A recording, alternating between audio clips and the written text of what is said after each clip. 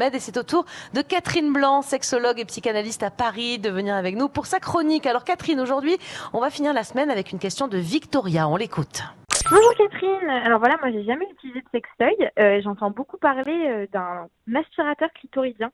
Je comprends pas du tout comment ça marche. Pour moi, les orgasmes étaient vaginaux. Est-ce que vous pouvez un peu m'expliquer ça en détail? Merci beaucoup. Bonne journée. Bon, Catherine, alors je sais pas si vous êtes une spécialiste de sextoys.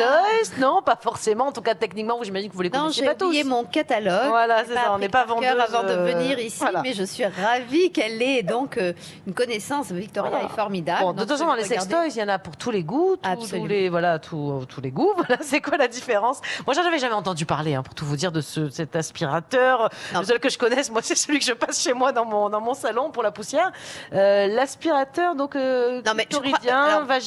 Sans le connaître, à la rigueur, on s'en moque un peu, mais sans le connaître, on peut se dire que les sextoys vont rejouer à peu près tout ce que nous serions capables de faire. Ou qu'un homme ou une femme pourrait nous faire. Ouais. Exactement, c'est-à-dire qu'on peut évidemment, bien sûr, lécher, sucer, téter. Aspirer. Et donc, téter, c'est aspirer. Donc, que tout d'un coup, on retrouve cela par un biais mécanique, ce qui permet de faire fi de l'autre pour le faire soi-même, on peut tout à fait le comprendre.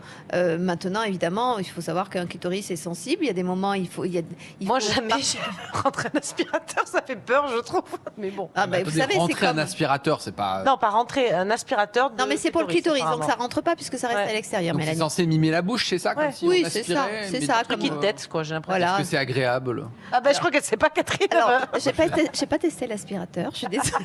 Un clitoris. Excusez-moi. Parce que ça a l'air très technique. Non, mais peut-être que vos patients vous en ont parlé. Non, pas du tout.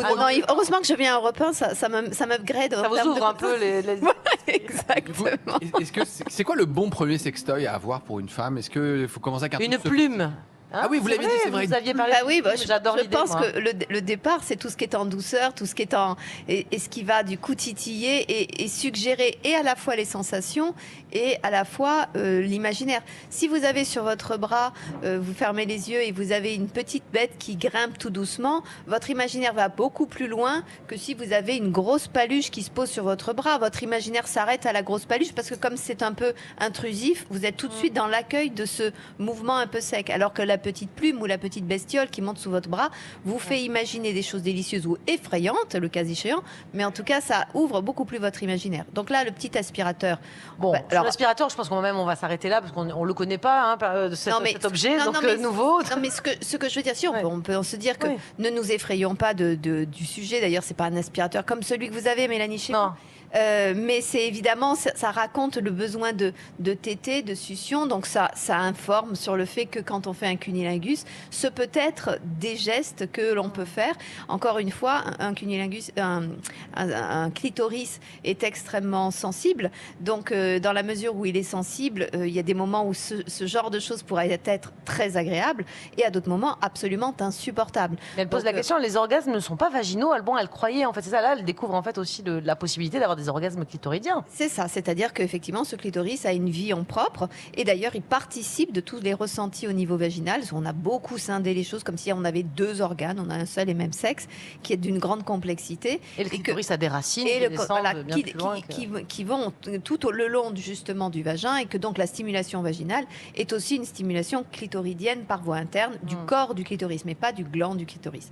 Là, il s'agit d'un sextoy qui stimule le gland du clitoris et peut-être a-t-elle envie de le découvrir à cette occasion. Donc, welcome, chacun fait ce qu'il veut, comme vous le disiez très justement. Et mieux vaut acheter quoi? Un sextoy électrique ou manuel? Parce qu'il y a peut-être un risque d'électrocution. Non, je ne crois pas que ça se branche.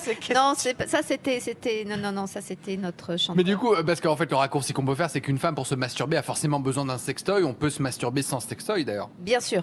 Toute la difficulté, c'est que quand on se masturbe sans sextoy, on se masturbe donc avec sa main, et sa main oblige à des mouvements, tout en étant abandonné par ailleurs. Alors comme les hommes, non, on se masturbe avec la main, je crois. Oui, il y a des aspirateurs, je crois. Non, mais c'est souvent dans cette envie de s'abandonner, il y a une envie de passivité que la main interdit d'une certaine manière, et le sextoy mécanique permet justement un mouvement indépendant de soi. Après, les trucs qui sont électriques, enfin qui sont mouvants, font du bruit, alors ça vous sort en termes d'imaginaire, d'autres, enfin bon, chacun fait ce qu'il veut en clair. Et pour ce qui est du catalogue du meilleur sextoy, je n'en sais rien. Elle vous enregistrera un exemplaire à la fin de l'émission, Jimmy. Vous inquiétez À pas. vous de voir en fonction de votre imaginaire et de votre désir et de votre besoin. Merci beaucoup, Catherine. Merci, Jimmy. Merci à tous les deux.